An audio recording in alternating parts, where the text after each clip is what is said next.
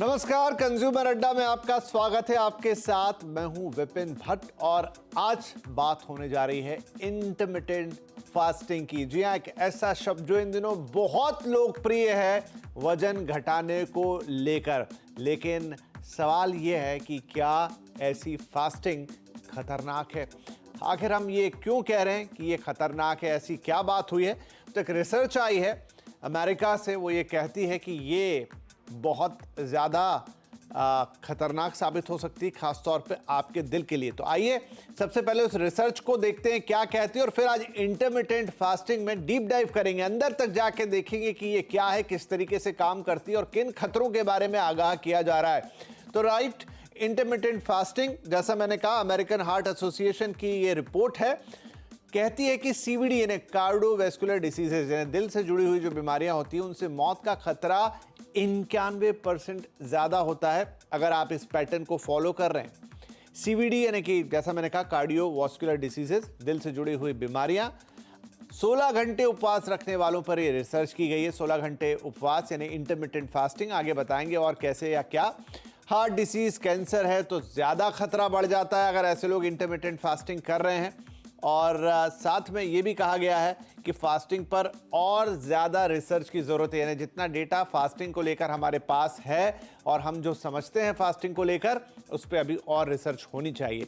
लगे हाथों हम आपको ये भी बता दें, वैसे बहुत सारे दर्शक जानते होंगे लेकिन जिनको बहुत ज़्यादा आइडिया नहीं कि क्या होती है इंटरमिटेंट फास्टिंग, तो डाइटिंग का एक अलग नज़रिया है, एक तरह का डाइटिंग होता है। इसमें जो लोग इंटरमिटेंट फास्टिंग रखते हैं, खाने के समय पर काफ़ी फोकस है, कब खाएंगे और कितना ज़्यादा गैप रखेंगे, यानी कितनी फास्टिंग करेंगे। फास्टिंग यानी उपवास, हम सब जानते हैं, कई लोग सोमवार का, मंगलवार का, रविवार का ऐसे उपवास रखते हैं, उस दिन नहीं खाना खाते, फलार करते हैं। तो यहाँ पर 24 घंटे में खाने के लिए कुछ निश्चित घंटे तय कर दिए गए हैं। कैसे तय कर दिए गए हैं कि यहाँ पर ज़्यादातर खाना जो है वो आपको 8 घंटे के अंदर, एक जो टाइम बैंड है 8 घंटे का, उसमें खा लेना है, और उसके बाद के जो अगले 16 घंटे हैं उसमें आपको उपवास रखना है, और ये आपका रोज का क्रम होता है। ठीक है, तो ये 8 घंटे आमतौर पर दिन के ही समय होते हैं, और जो दिन ढलने के बाद शाम से लेकर सुबह तक का बाकी के 16 घंटे हैं उसमें उपवास रखा जाता है या खाना नहीं खाया जाता है। कम ज़्यादा भी हो सकता है ये उपवास, कोई 14 घंटे, कोई 12 घंटे, 16 घंटे इसका मैक्सिमम पीरियड होता है। और उपवास के दौरान सिर्फ लिक्विड लिया जाता है, या कई लोग तो हमने सुना है लिक्विड भी नहीं लेते हैं, वो कंप्लीट डाइट पर ही रहते हैं, पानी पी लेते हैं। चलिए, तो आज जब इसी इंटरमिटेंट फास्टिंग को थोड़ा डिकोड करेंगे, और ख़ासतौर पे ये जो अमेरिका से चेतावनी आ रही कि हार्ट डिसीजेस का खतरा बढ़ जाता है इसके साथ, ये चेतावनी किस हद तक कारगर है, और फिर तो ऐसी फास्टिंग तो उल्टी हो जाएगी, खतरनाक हो जाएगी। तो चलिए शुरुआत करते हैं कार्यक्रम की। हमारे साथ हैं इंद्रप्रस्थ अपोलो हॉस्पिटल की senior consultant cardiologist doctor Vanita Arora, Jaslok hospital के consultant cardiology doctor Nagesh Waghmare, और न्यूट्रिशनिस्ट और डाइटिशियन भूपेंद्र गौर। आप सबका बहुत बहुत स्वागत है। तो भूपेंद्र, मैं आपसे शुरुआत करूं। कुछ बेसिक आइडिया तो मैंने इंटरमिटेंट फास्टिंग का दे दिया दर्शकों को, लेकिन क्या कुछ और है जो आप इसमें ऐड करना चाहेंगे? क्योंकि इंटरमिटेंट फास्टिंग में क्या खतरा है, क्या नहीं, उससे पहले वो होती क्या है, इसको भी थोड़ा अच्छे से समझ लेना जरूरी है। भूपेंद्र साहब, आपसे ये सवाल। इंटरमिटेंट फास्टिंग को अगर मैं आपको बहुत सिंप्लीफाई तरीके से करके सिखाना बताना चाहूँ, तो इंटरमिटेंट फास्टिंग एक फास्टिंग का तरीका है जिसमें अलग अलग फास्टिंग के पैटर्न्स अवेलेबल है। हम इंटरमिटेंट फास्टिंग ये कॉन्सेप्ट तो अभी अभी सुन रहे हैं, पर फास्टिंग हम कई सदियों से करते आ रहे हैं। जैसे कि हमारे हिंदुइज्म में, जैनिज्म में हम लोग फास्टिंग करते हैं। तो जब हम रात में 9 बजे खाना खा लेते हैं और सब सुबह 9 बजे तक कुछ नहीं खाते, तो हमारी 12 घंटे की फास्टिंग विंडो होती है और 12 घंटे की फीडिंग विंडो होती है। तो अगर हम इसको टाइम रेस्ट्रिक्टेड ईटिंग कर लेवे, सपोज हम 16 घंटे कुछ नहीं खाए और 8 घंटे खाए, तो इसको कहा जाता है intermittent fasting. But intermittent fasting में एक ही फॉर्मूला नहीं है जो हमेशा एप्लीकेबल रहता है। आपको स्पेशल मेडिकल कंडीशन के साथ में इंटरमिटेंट फास्टिंग करना चाहिए और एक्सपर्ट गाइडेंस के अंडर ही करना चाहिए। ठीक है, तो ये क्लियर कर दिया भूपेंद्र ने कि क्या होती है इंटरमिटेंट फास्टिंग, और साथ में ये भी जोड़ा कि ऐसा नहीं कि मन में जो आया कर लिया, और गाइडेंस के तहत ही करना चाहिए, बहुत इंपॉर्टेंट है। डॉक्टर वनीता, अब जो अमेरिका से चेतावनी आ रही है कि इंटरमिटेंट फास्टिंग 91% बहुत बड़ा परसेंटेज है, आपको सीवीडी की तरफ धकेलता है, क्या आप इससे इत्तेफाक रखते हैं? बिल्कुल, मैं भी इत्तेफ़ाक रखती हूँ इससे।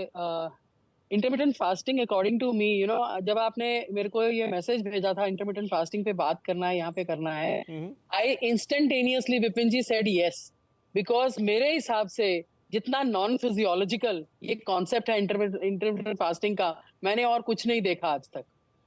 I mean, how can you say you go away from the physiology so much? I mean, normally हम लोग जब खाना खाते हैं, हम लोग इनफैक्ट डायबिटिक पेशेंट्स या पेशेंट को इवन लूज करना होता है वेट, तो उनको बोलते हैं कि अपना बीएमआर आप मेंटेन करके रखिए। आप 2-2 3-3 घंटे के बाद थोड़ा-थोड़ा कुछ खाइए, ताकि आपको फास्टिंग के प्रोलॉन्ग आवर्स इतने ना हो कि आपका बॉडी का मेटाबॉलिज्म भूल ही जाए कि मेटाबोलाइज करना कैसे है। और when you start hugging after a fast, I mean, the body metabolism is so slow that it is unable to break down the ingredients of your food rightly into the normal ingredients ताकि वो absorb हो सके आपके blood में. So, जो concept of intermittent fasting, according to me, is totally non-physiological. I think मैंने कभी propagate नहीं किया इसको, और ना ही मैं करना चाहूंगी, and I am thankful कि at least किसी study ने हमारे को इसके ऊपर ध्यान देने के लिए तो एटलीस्ट कहा ना कि भाई जो लोग कर रहे हैं वो गलत कर रहे हैं. We are selling it as a fad. It is not true that it is normal at all. Even जो फास्टिंग का कॉन्सेप्ट भूपेंद्र जी ने बताया, आई एग्री, हमारे रिलीजन में फास्टिंग का कॉन्सेप्ट होता है, हर एक रिलीजन में है, जैनिज्म में है, आजकल रोजे चल रहे हैं उनमें है, हमारे इसमें होता है. जी, तो काफी अच्छी बात वनीता बता रही थी. ट्राई टू कनेक्ट अगेन, थोड़ा सा लाइन डिस्टर्ब है, लेकिन इस बीच भूपेंद्र मैं आपके पास आता हूं. मुझे बताइए कि इसके पीछे का साइंस क्या है, जो इंटरमिटेंट फास्टिंग है कि आप 16 घंटे ना खाएं और 8 घंटे में सब कुछ खा लें. इसके पीछे का लॉजिक और साइंस क्या है? इसके पीछे का एक बहुत सिंपल सा साइंस ऐसा है कि हमारी बॉडी हॉर्मोन्स के ऊपर में रेगुलेट होती है, और हमारी बॉडी में ओबेसिटी के लिए या डिजीजेस के लिए 2 हार्मोन है जो सबसे इंपॉर्टेंट होते हैं. एक होता है इंसुलिन और एक होता है ग्लूकागॉन. इंसुलिन को फैट स्टोरिंग हार्मोन माना गया है और ग्लूकागॉन को फैट कटिंग हार्मोन माना गया है. तो जितना ज्यादा आपकी पैनक्रियाज इंसुलिन सीक्रेट करेगा, सिंपल लैंग्वेज में मैं कहूं तो वो आपके बॉडी के लिए ठीक नहीं है, और जितना ज्यादा आपके बॉडी में ग्लूकागॉन नामक हार्मोन प्रेजेंट रहेगा वो आपकी बॉडी के लिए अच्छा है. अगर मैं आपको एक छोटे से उदाहरण से समझाना चाहूं, तो insulin and glucagon plays a role like see saw. आपने सी सॉ देखा है, ये जब ऊपर जाता है तो ये नीचे जाता है, ये ऊपर जाता है तो ये नीचे जाता है. तो इंसुलिन ज्यादा सिक्रीशन होना बॉडी के लिए ठीक नहीं है, और ग्लूकागॉन जब अप होता है तो आपके बॉडी में ह्यूमन ग्रोथ हार्मोन एकदम टॉप लेवल पे परफॉर्म करता है, और जब आपकी बॉडी में ह्यूमन ग्रोथ हार्मोन सीक्रेट होता है तब आपकी बॉडी इंटरनली हील होती है, इन्फ्लेमेशन से दूर रहती है, और ये सारे बेनिफिट्स आपको होते हैं फास्टिंग करने से. And insulin is a fat storing hormone. Second most important thing, intermittent fasting के लिए रिसर्चेस तो अभी अभी आ रही है, पर मैं आपको बता दूं जेफरी हॉल ने 2017 में सर्केडियन रिदम कॉन्सेप्ट लाया, और उनको नोबेल साइंस अवार्ड मिला है, जो कि बहुत बड़ा एक पुरस्कार माना जाता है पूरे वर्ल्ड वाइड साइंस के लिए, नोबेल फैकल्टीज के लिए. जी, तो वनीता जी, भूपेंद्र समझा रहे हैं कि खास तौर पे जो इंसुलिन का एक बड़ा रोल है, कि इंसुलिन जो हमारा शुगर एब्जॉर्बिंग हार्मोन है या शुगर को जो मेंटेन करके रखता है, तो वो जितना कम रिलीज होगा उतना बॉडी के लिए बेहतर है, और ये इंटरमिटेंट फास्टिंग के बेस में है. लेकिन क्या ये चीज हम from the doctors point of view आप इससे कितना एग्री करते हो?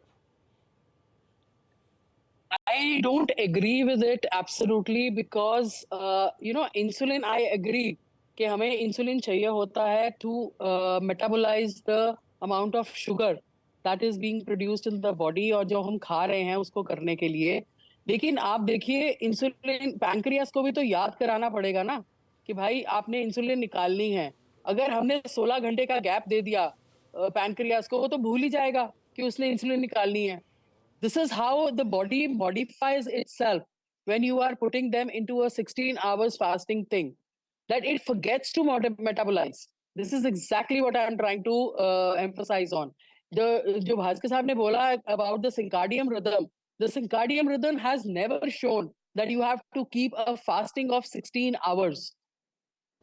And that also when you are, you know, in the during the daytime, आपने जो 12 घंटे फास्टिंग और 12 घंटे रात की जो 12 घंटे फास्टिंग की बात करी है, that at that time the body is relaxing, it is sleeping, it is resting, the metabolisms all go down according to our requirement. But you are doing 16 hours fasting during the day, and in the night you are eating, you are hogging like anything. आप double triple खाते हो. भूख के बाद खाना कितना ज्यादा आपको वो अट्रैक्ट करता है, and you know the way you start eating and hogging, it is absolutely unphysiological. So I will not get convinced into anything, you know, whatever. I mean, I understand there are. नहीं, इसीलिए आज की ये debate बड़ी interesting है. Doctor Nagesh भी हमारे साथ जुड़ गए हैं. तो डॉक्टर नागेश, आप थोड़ा सा लेट एंट्री कर रहे हैं इस डिबेट में, लेकिन बात यही चल रही है कि एक तरफ है इंटरमिटेंट फास्टिंग. तो भूपेंद्र जी ने इस पर अपने विचार रखे, जो कि डाइटिशियन है, और मैम ने जो कि एक कार्डियोलॉजिस्ट है. अब आप भी कार्डियोलॉजिस्ट हैं, तो ये बात निकल कर आ रही है अमेरिका से कि वहाँ पर जो हार्ट रिसर्च इंस्टीट्यूट की एसोसिएशन की जो रिपोर्ट है वो कह रही है कि ये कार्डियोवैस्कुलर डिसीज़ को बढ़ावा देता है, और 91% वो कह रहे हैं कि अगर आप इंटरमिटेंट फास्टिंग में जाएंगे तो खतरा बढ़ जाता है. अब ये सुन के सबके कानों में घंटियां बज गई हैं. मेरी भी बजी थी सर जब मैंने सुना. Good evening. दो एस्पेक्ट है sir. What I feel is one,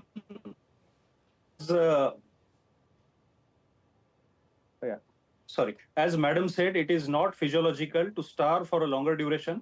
I agree completely with that. And second thing is, we should not read too much in the study which is published in the USA recently, because it is an observational study.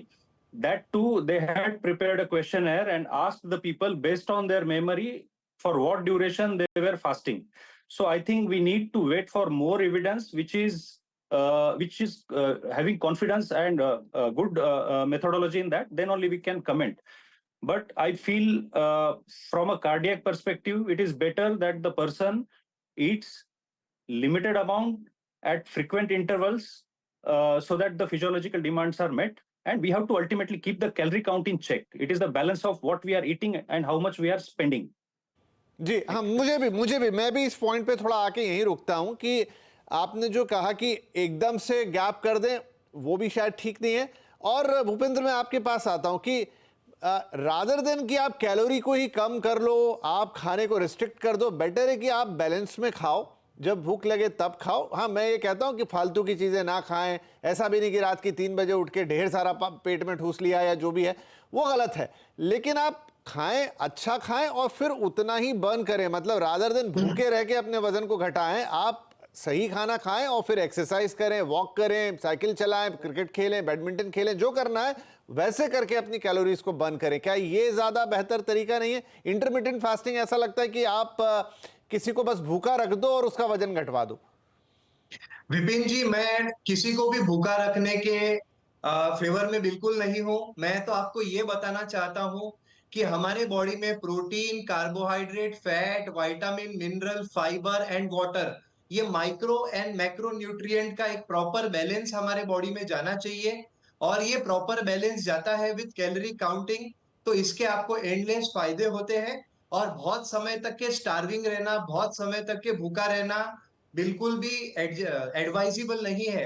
And the most important thing, what to eat, when to eat and how to eat. अगर आप ये 3 WHW पर काम कर लेते हो तो आपकी बॉडी एक परफेक्ट मैनर में चलेगी. एंड लास्ट चीज मैं यही कहना चाहूंगा कि foundation will be remain the same. जो आपका फाउंडेशन है, बैलेंस ईटिंग, वो सबसे इंपॉर्टेंट है. आपको बैलेंस में ही रहना चाहिए. ए से लेके जेड के स्केल पे पूरा जेड पे भी नहीं जाना चाहिए और पूरा ए पर भी नहीं आना चाहिए. तो balance eating is must, definitely. चलिए, बड़ी इंटरेस्टिंग ये पूरी बातचीत हो रही है. एक छोटा ब्रेक मैं यहाँ ले लेता हूँ, लेकिन आगे चल के थोड़ा और डीप डाइव करेंगे कि फिर किसे इंटरमिटेंट फास्टिंग करनी चाहिए, अगर नहीं करना है तो फिर उसका अल्टरनेटिव क्या है, क्या इससे कुछ सच में भी फायदा है. अपने डॉक्टर पैनल से पूछेंगे और भूपेंद्र से पूछेंगे कि क्या और तरीके हैं और क्यों इन दिनों इतनी ज्यादा बात होने लग गई इंटरमिटेंट फास्टिंग की. तो ये सारी बातें और इंटरनेट जहां पर ढेर सारी चीजें हैं, ढेर सारे ज्ञानी हैं, ढेर सारा ज्ञान है। आपको उनमें से कितनों की बात माननी चाहिए, कितनों की बात नहीं माननी चाहिए, ये सबसे बड़ा सवाल होगा। छोटा ब्रेक के बाद हाजिर हो। इंटरमिटेंट फास्टिंग की बड़ी इंटरेस्टिंग डिबेट यहां पर चल रही है। अमेरिका से एक रिपोर्ट आई है जो कहती है कि भाई इससे खतरा बढ़ सकता है कार्डियोवैस्कुलर डिसीजेस का 91% तक। साथ ही ये भी कहती है कि अभी और रिसर्च फास्टिंग के ऊपर करना जरूरी है। एक तरफ ये भी है कि हम देखते हैं हमारे देश में तो फास्टिंग यानी उपवास का चलन बहुत पुराना है, लेकिन इंटरमिटेंट फास्टिंग थोड़ा एक अलग कंसेप्ट है, राइट। तो इस चर्चा को थोड़ा और आगे बढ़ाते हैं। वनीता, मुझे ये बताइए कि अगर मान लीजिए इंटरमिटेंट फास्टिंग आप नहीं कर रहे हैं, लेकिन जैसे एक हमारे यहाँ पर इन जनरल बोला भी जाता है और बहुत सारे लोग सालों से या सदियों से उसकी प्रैक्टिस करते हैं कि सूरज ढलने के बाद खाना नहीं खाना, सूर्योदय के बाद ही भोजन करना, रात के समय भोजन को कम कर देना, कुछ धर्मों में तो बिल्कुल प्रैक्टिस में है। तो फिर उस कंसेप्ट को कैसे समझे, क्या वो गलत है? देखिए, नॉर्मल फिजियोलॉजी से तो बिल्कुल हटके है वो। फास्टिंग का कॉन्सेप्ट जो है शुरू से ही इवन मेडिकल प्रोफेशन में हमारे यहाँ बहुत डिस्कस हुआ है। फिजियोलॉजी जब पढ़ रहे थे हम लोग तब भी डिस्कस हुआ था दैट जो आप 12 घंटे दिन में नहीं खाते हो या 16 घंटे नहीं खाते हो, ये कंसेप्ट कहीं भी फिजियोलॉजी जो नॉर्मल फिजियोलॉजी बनी हुई है बॉडी की उसके आसपास भी नहीं है। इसलिए फास्ट जो रखते हैं वो 1 रखते हैं, 2 रखते हैं मैक्सिमम। जैसे जैनिज्म में 10 दिन का होता है, बिल्कुल कुछ खाना पीना लेते ही नहीं है 10 दिन तक। और रमजान के दिनों में 40 दिन का हो जाता है, सुबह से शाम तक फास्टिंग करके रात को खाते हैं। ये सारे कॉन्सेप्ट्स जो हैं ये फिजियोलॉजी से हटके हैं बिल्कुल totally. I mean, the best part to do is I agree that you have to take short frequent meals ताकि आपकी बॉडी यूज टू रहे मेटाबोलाइज करने के लिए करेक्टली। एंड जो इंग्रेडिएंट्स जो अब्जॉर्ब होने चाहिए वो आपके ब्लड में अब्जॉर्ब होने चाहिए। उसके लिए जो हार्मोन्स प्रोड्यूस करने हैं बॉडी ने वो रेगुलरली प्रोड्यूस करते रहे एंड मेटाबोलाइज होके it doesn't add up to the calories. If you are eating it right, you are eating it frequently, it metabolizes immediately and it doesn't add up in the body as the extra weight. So वो concept is much better than this non-physiological concept कि आप 16 घंटे बिल्कुल दिन में कुछ खाओ नहीं एंड रात को हॉग करो। I really do not understand this concept of hogging. नहीं, हालांकि इसका शायद उल्टा भी चलता है कि आप दिन के ही 8 घंटे खाते हैं। मतलब मैंने तो बहुत सारी चीजें, अच्छा मैं उस पर भी आऊंगा, उस सवाल पे भी, कि इन दिनों जो हमारा इंटरनेट है वो इतनी ज्यादा ज्ञान से भर गया है और इतने ज्यादा लोगों से भर गया है कि आप कितनों पे विश्वास करें, कितनों पर विश्वास नहीं करें। उनके मिलियंस ऑफ मिलियंस फॉलोअर्स हैं, वो जो वीडियो आप देखते हैं आपको लगता है 10 मिलियन व्यूज, तो आपको लगता है बात तो सही होगी, इतने लोगों ने देखा। बहुत कंफ्यूजन क्रिएट हो चुका है, कितने लोग वहां क्वालिफाइड हैं जो ये सब बातें कर रहे हैं। सो ये बड़ा कंफ्यूजिंग है। नागेश, क्या बेटर है, आप भूख को कंट्रोल कर कर अपने वजन को कंट्रोल करें या आप फिर दूसरी तरफ से खाएं? मैंने जैसे पहले भी कहा, गलत चीजें ना खाएं लेकिन भूख के हिसाब से खाएं और फिर उस कैलोरी को बर्न करने की तरफ ज्यादा देखें रादर देन कि मैं कैलोरी अंदर ही ना आने दूं। इसमें कैसा है, फिजियोलॉजिकली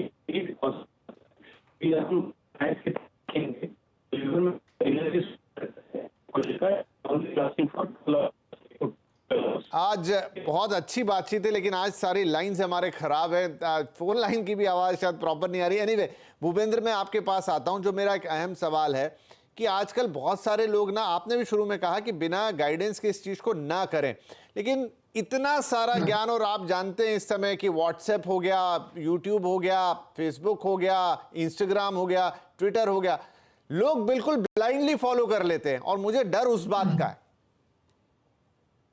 भट्ट साहब, मैं आपकी बात से सहमत हूं। और आजकल बहुत सारे लोग व्हाट्सएप यूनिवर्सिटी से अपना ग्रेजुएशन और पोस्ट ग्रेजुएशन कर रहे हैं, गूगल यूनिवर्सिटी से और इंस्टा यूनिवर्सिटी से कर रहे हैं। ये जितने सारे भी प्लेटफॉर्म हैं, इनके ऊपर कोई रेगुलेशन नहीं है गवर्नमेंट का। जिस किसी के भी मन में आए, कोई भी इंसान कोई भी वीडियो बना के उसको आसानी से सर्कुलेट कर सकता है। और अगर आप वीडियो के स्टार्टिंग में सिर्फ इतना सा एक हुक ऐड कर दे कि आज मैं आपको वेट लॉस के बारे में कुछ रोचक तथ्य बताऊंगा, और उसके बाद में कोई भी थंबनेल्स में लगा रहता है 10 दिन में 100 किलो वजन, सिर्फ ये 5 चीजें खाइए 50 किलो वजन, तो मतलब आदमी अट्रैक्ट हो ही जाता है उसकी तरफ।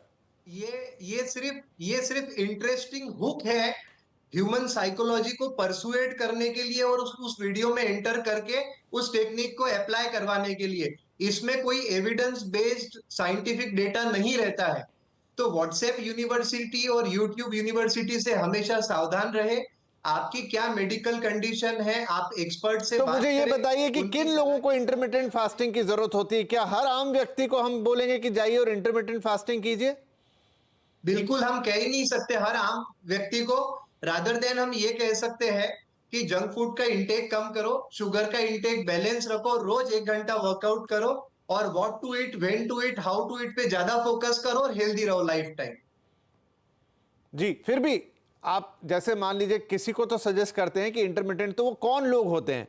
क्या जिनका वजन बहुत ज्यादा है, जिनको आप सिर्फ वर्कआउट से वजन कम नहीं करवा सकते, ऐसे लोगों के लिए है? जिन्हें कोई अंडरलाइंग कंडीशन है कि किसी हार्मोनल चेंज की वजह से उनका वजन बहुत ज्यादा है?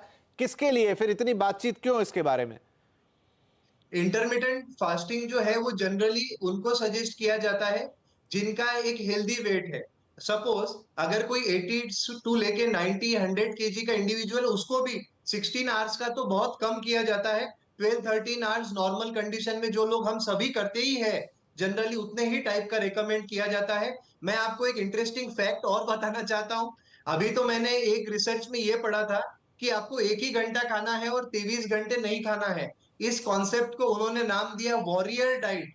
मुझे पता नहीं इस तरह की डाइट कैसा एग्जिस्ट करती है और कौन लोग हैं इनको देने वाले। और हमको जरूर ये देखना होगा कि जितने भी रिसर्च है ये पीयर्ड रिव्यूड जर्नल का हिस्सा है या सिर्फ न्यूज है या आर्टिकल्स नहीं, है। बिल्कुल सही बात है। रिव्यू जर्नल में होना चाहिए। बिल्कुल। एट लास्ट वनीता जी, मैं ये पूछना चाहूंगा जो बहुत जनरलाइज सी चीज है, आप मतलब बीइंग अ डॉक्टर भी इसे बताएं, बीइंग आपके अपने एक्सपीरियंस से मुझे बताएं कि एक तो अब हम हटा देते हैं इंटरमिटेंट फास्टिंग को, लेकिन हम ये सोचते हैं कि एक हमारा पूरा दिन है जिसमें हम एक्टिव रहते हैं, जिसमें हम काफ़ी सारा फूड कंज्यूम करते हैं, प्रोटीन्स को हाई रखने की कोशिश करते हैं, बाकी सारे इंग्रेडिएंट, और जैसे जैसे शाम की तरफ बढ़ते हैं जहां पर हमारी एक्टिविटी स्लो होती जाती है, हम ये भी कहते हैं कि शायद डॉक्टर्स ही कहते हैं कि भाई खाने के 2 घंटे पहले, मतलब सोने के 2 घंटे पहले खा लीजिए, ऐसा ना हो कि आप इमीडिएटली खाना खाएं, सोने को चले जाएं। ये सारी बातें तो सही है ना, मतलब आपको इसको आप फॉलो कर सकते हैं? एब्सोल्युटली, ये बिल्कुल हेल्दी वे है आपका एक बैलेंस्ड डाइट और बैलेंस्ड हेल्थ रखने का। आपको you should eat your breakfast like a king. आप ब्रेकफास्ट में हैवी खा सकते हैं क्योंकि आपको सारे दिन पड़ा है आपके पास कैलोरीज को बर्न आउट करने के लिए। उसके साथ लंच में आप अपना सारे ग्रीन्स के साथ लंच लीजिए।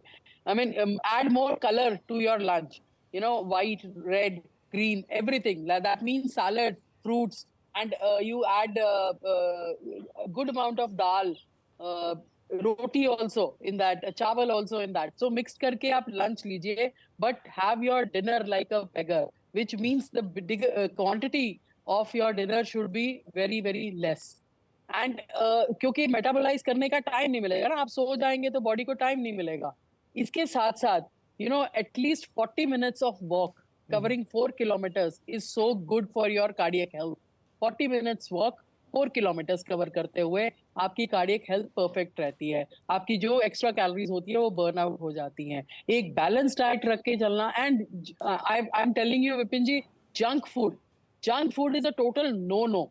The healthiest kind of food to eat is your home cooked food.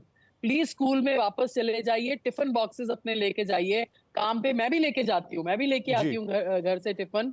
And tiffin अपने घर का खाना खाएंगे आप, तो आपको ये 16 घंटे फास्टिंग, कुछ 12 घंटे बाद कोई कुछ रखने की जरूरत नहीं है। If you can have all the 3 meals of the day with the home cooked food, that is the best thing you can ever do to keep your weight under control and give you a healthy जी बिल्कुल। तो नहीं, मुझे ये, क्योंकि अब चर्चा conclusion पे पहुंच रही है, तो चाहे हमारे डॉक्टर्स पैनल ने जो कहा या भूपेंद्र है, वो भी एक एक्सपर्ट डाइटिशियन है और फैक्ट बेस्ड ही बातें कर रहे हैं। सो ठीक है, इंटरमीडिएट डाइटिंग एक कंसेप्ट है, लेकिन वो बहुत ही स्पेशलाइज्ड कंसेप्ट है। बिना आप किसी के सुपरविजन के तो आप बिल्कुल उसको सीधे सीधे ट्राई ना करें, क्योंकि जब तक समझ नहीं जाते तब तक ट्राई कैसे करें। ये जो ऑनलाइन यूनिवर्सिटीज़ हैं या ऑनलाइन ऐप्स हैं, इनसे तो बिल्कुल ही सीधे इन्फ्लुएंस होकर फॉलो ना करें। और जो जनरल कंसेप्ट है कि भाई आप दिन में अच्छा खाएं, हेल्दी खाएं, उसको बर्न आउट करें, शाम होते होते उसको थोड़ा स्क्वीज करें। ऐसा नहीं कि शाम को भरपेट खाना खा रहे हैं या तली गली चीज़ें खा रहे हैं। यही सब चीज़ें अगर आप करेंगे तो आपका बैलेंस, मतलब बॉडी का, वेट का सब बराबर रहेगा। और आपको इस तरह के कंसेप्ट पे जाना ही है तो फिर किसी एक्सपर्ट के पास जाना होगा। आगे ये बहुत अच्छा सब्जेक्ट है, इस पे थोड़ी और बात करेंगे क्योंकि अलग अलग रिसर्चेस दुनिया के हर कोने से आती रहती है।